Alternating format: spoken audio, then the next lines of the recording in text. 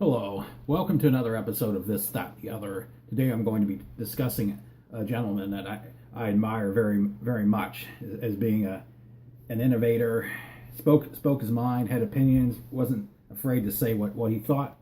The person I'm talking about is Orson Welles, and there's a picture, probably most recent picture of him before he died in 1985. There are numerous images of him, but I like the one of the big stocky man with the beard.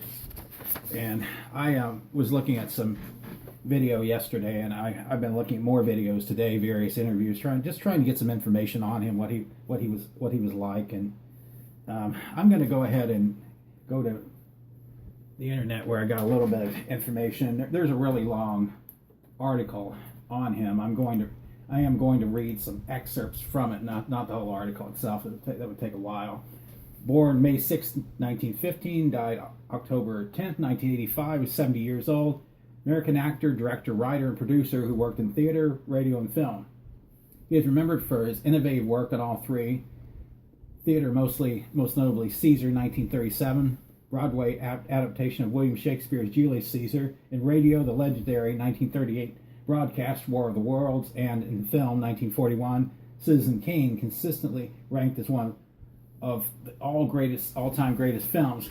One of the things I saw in his biographies, he didn't make money off of any of his films. His films at the time were not appealing to a lot of people, and he directed a number of high-profile stage productions for the Federal Theater Project in the early 1920s, including an adaptation of Macbeth with an entirely African-American cast, and the political musical The Cradle Will Rock. In 1937, he and John Houseman founded the Mercury Theater, an independent repertory theater company that presented a series of productions on Broadway through 1941. He found national and international fame as a director and narrator of the 1938 radio adaptation of H.G. Wells' novel, The War of the Worlds. H.G. Wells is not related to him, name spelled W-E-L-L-S as opposed to Orson's W-E-L-L-E-S, performed for his radio anthology series, The Mercury Theater on the Air. It reportedly caused widespread panic when listeners thought that an invasion by extraterrestrial beings was actually occurring. Although some contemporary sources claim these reports of panic were mostly false and overstated, they rocketed Wells to notoriety.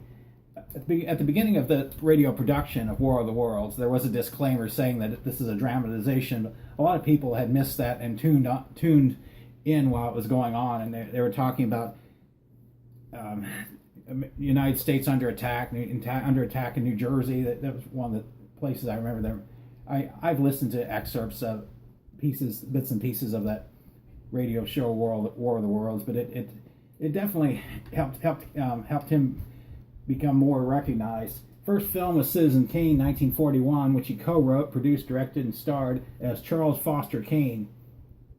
He was an outsider to the studio system and directed only 13 full-length films in his career. He struggled for creative control for the projects early on with the major film studios, layering life with a variety of independent financiers, and his films were either heavily edited or remained unreleased. His distinctive directorial style featured layered and non-linear narrative forms, such as chiaroscuro, unusual camera angles, sound techniques borrowed from radio, deep focus shots, and long takes. He has been praised as the ultimate auteur. Yeah, what I heard on his film Citizen Kane, he directed when he was 25 years old, and he finagled it where he had full control of the film, of directing it and everything at that young age. Kind of interesting. His film, he was playing the part of a cutthroat newspaper tycoon, and a lot of people thought it was similar to William Randolph Hearst, and William Randolph Hearst was not happy at him for doing that. He followed up Citizen Kane with critically acclaimed films, including The Magnificent Ambersons, 1942, and Touch of Evil, 1958, that starred Charlton Heston. Although these three are the most or his most acclaimed films, critics have argued other works of his, such as The Lady from Shanghai, 1947, and Chimes at Midnight, 1966, are underappreciated.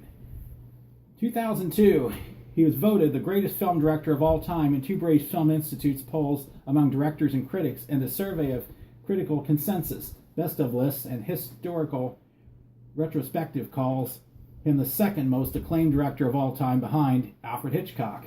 Known for his baritone voice, Welles was an actor in radio and film, a Shakespearean stage actor, and a magician noted for presenting troupe variety shows in war years. I looked at numerous commercials that he did. I saw one where he does a commercial for whiskey, and he's got a Japanese woman with him, and he's done the magic tricks, and he shows her cover, nothing under it, and then she said, say the magic word. She says whatever, Nika, is it Nika? I think it's Nika whiskey, and there's a glass of Nika whiskey under the metal cover. Kind of interesting. He did numerous wine commercials in the United States and there's commercials for him doing whiskey commercials as well in Japan, and he spent a lot of time in Europe. He lived in Spain for a while, lived in Italy for a while, I believe lived in England. I saw an interview where he was being interviewed in England. I think maybe David Frost, I'm not 100% sure who the person was that interviewed him, but one of the things Orson Welles said was that at the beginning of the interview, the man was doing the interview had a piece of paper, and he asked, what is this paper you're looking at? And he said, these are the questions I'm going to ask you. He says, throw them away, we'll talk. That's the way Orson Welles was, and that's what they did in the interview. He talked about all kinds of various things. He was born in Kenosha, Wisconsin, and he was the son of Richard Head Wells and Beatrice Ives Wells. He was named after his paternal great-grandfather, influential Kenosha attorney Orson S. Head, and his brother George Head. His father, who made a fortune as the inventor of the popular bicycle lamp. Kind of interesting. His mother was a pianist. His mother died when he was 9 years old, and his father died 6 years later. And he founded Mercury Theater in 1937 at a young age.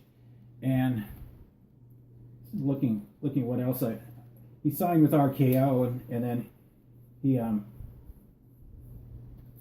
did another movie called It's All True, Journey into Fear in 1943.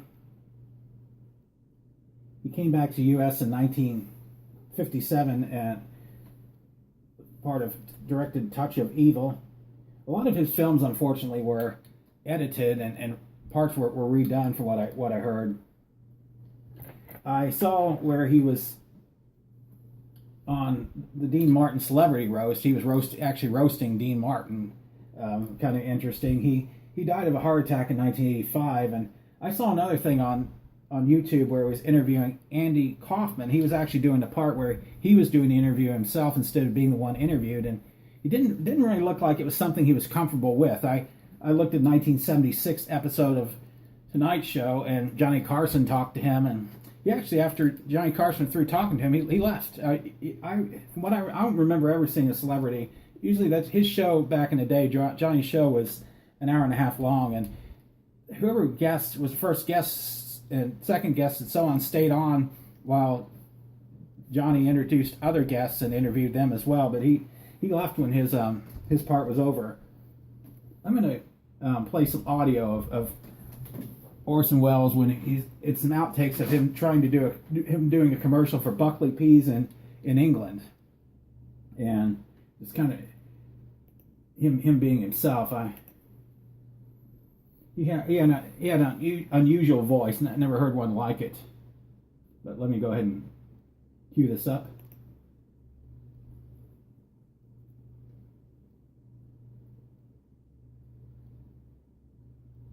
Do you want to go through everything and then come back?